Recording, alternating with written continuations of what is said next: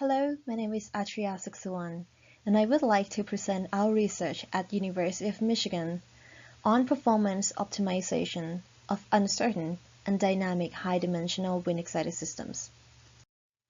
Around the globe, recent trends of urbanization result in a large number of high-rise buildings being constructed, especially in the past decade.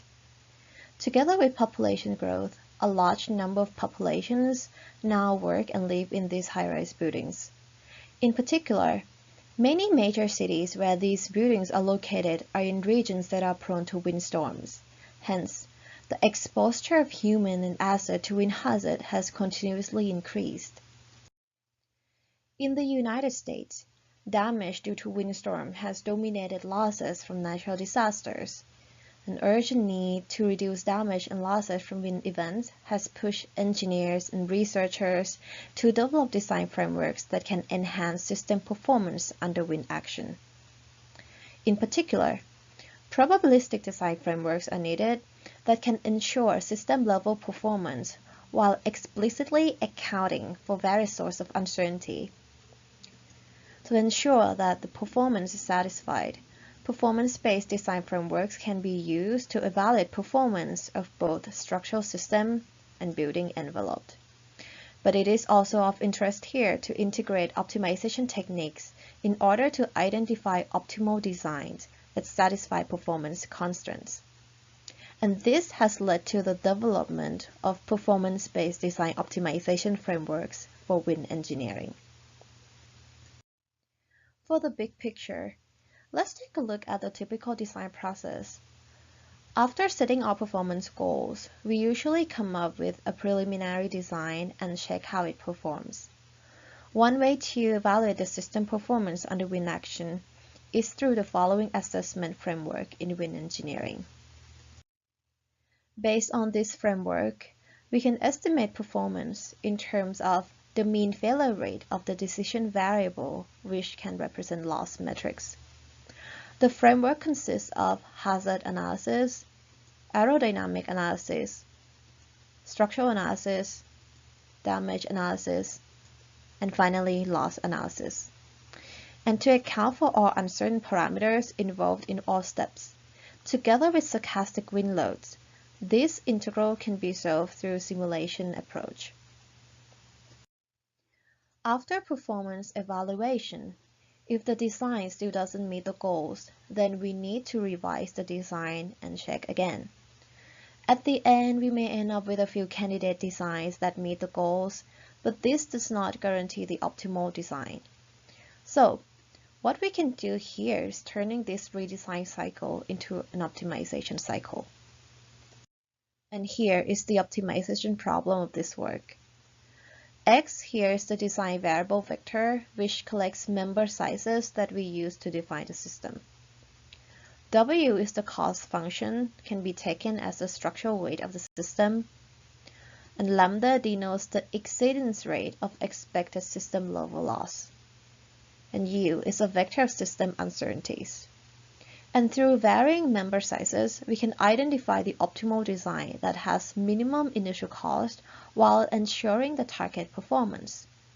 However, solving this problem is a very difficult task for practical systems because X usually has high dimension, because it represents sizes of hundreds of members in a large-scale systems. The constraints are also in terms of probabilistic loss metrics that require time-consuming simulation. And moreover, the constraints are implicit in X, which means that we cannot just directly use gradient-based optimization technique that can accelerate the optimization process. So, we need to come up with a way to solve this computational intractable problem. But before discussing the optimization strategy, I would like to explain more about the simulation-based assessment models. In this work, intensity measure of the wind event is defined in terms of the wind speeds and directions at the site of interest.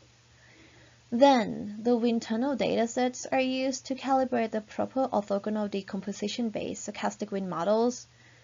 The wind tunnel informed POD model is then used to generate realizations of stochastic wind loads.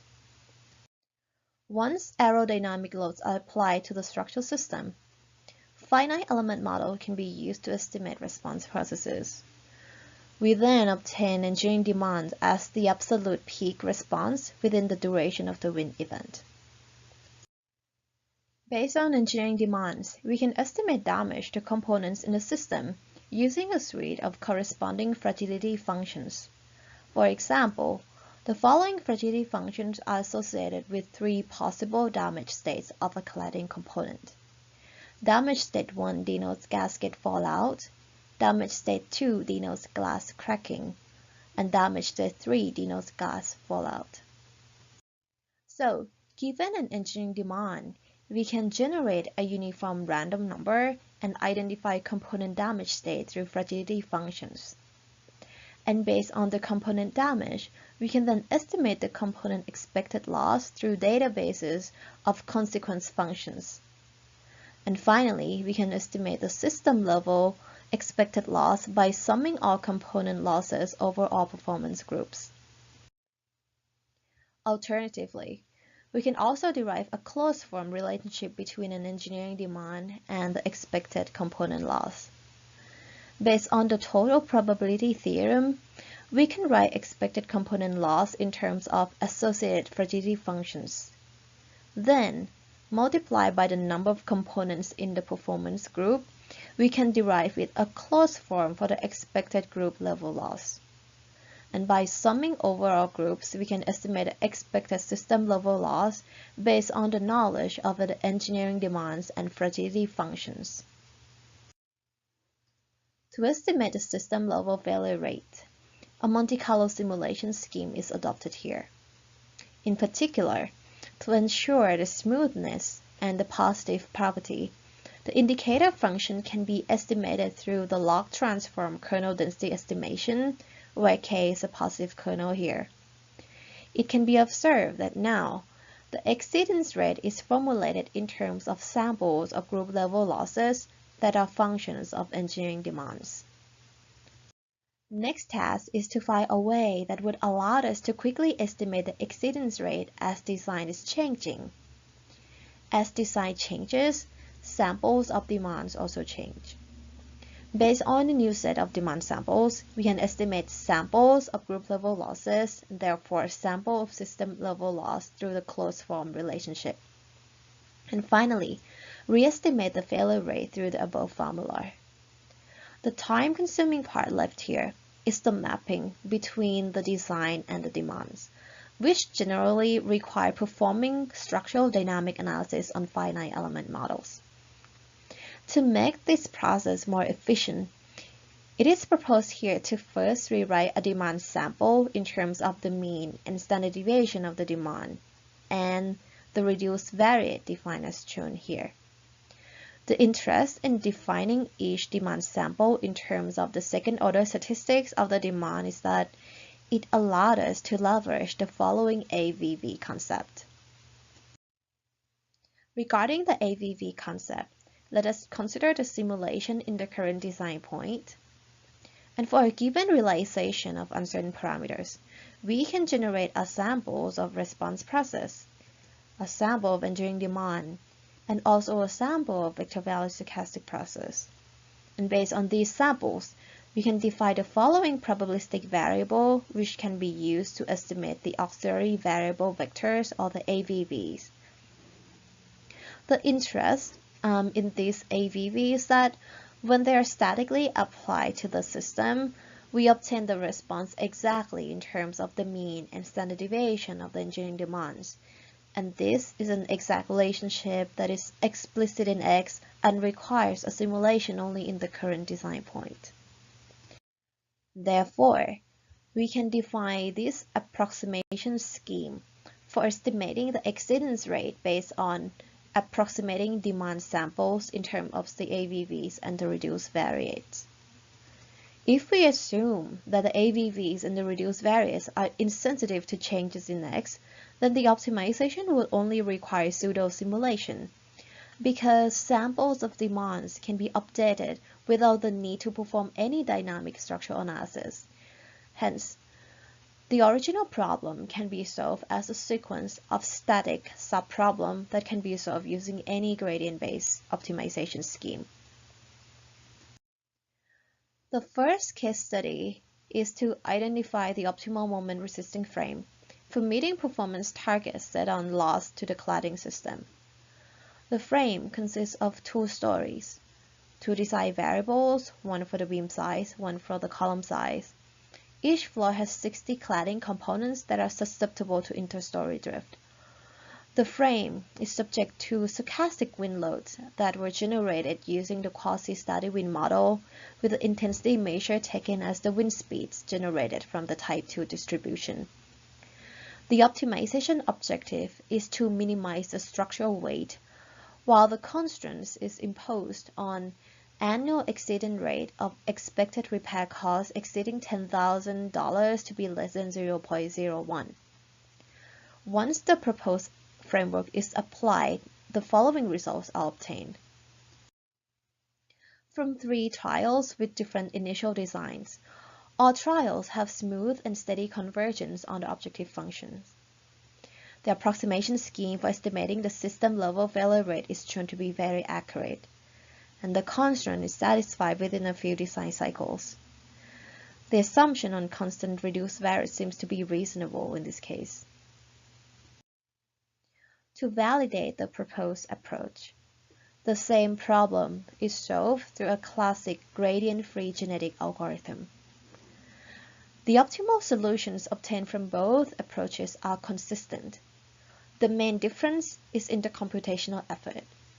Genetic algorithm calls Monte Carlo simulation for about 8,000 times, while in our approach we only need 30 runs, and therefore in our approach we have 2 orders of magnitude less computational demand than using the genetic algorithm.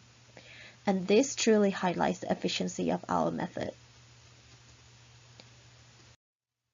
To investigate the scalability of the proposed approach, a case study is carried out on a large-scale system that consists of more than 250 design variables, 37 performance groups of cladding components susceptible to peak story drift. The system is subject to stochastic wind loads that were generated based on wind tunnel uniform POD model, and the joint probability of the wind speeds and directions are calibrated from database of Miami milepost. The optimization objective is to minimize the structural weight, while the 2 system-level constraints are imposed such that the exceeding rate of expected repair cost exceeding $500,000 and expected repair time exceeding 120 days are less than 0.02. Similar to the small-scale case study, smooth and steady convergence of the objective function is observed. The approximation scheme is very accurate, while both constraints are satisfied within a few design cycles. Reasonable assumption on the reduced variance is also observed. This truly highlights the applicability of the proposed framework for practical large-scale systems. To summarize, a performance-based design optimization framework was presented for large-scale wind-excited system that's subject to multiple constraints on the exceeding rate of expected system-level loss. The approach utilized wind tunnel datasets for modeling wind loads and also used databases of fragility and consequence functions for damage and loss models. A decoupling strategy was introduced that is based on defining subproblems that can be defined from results of a single augmented simulation. And finally, the applicability of the proposed framework was demonstrated through 2 case studies. Thank you so much for your attention.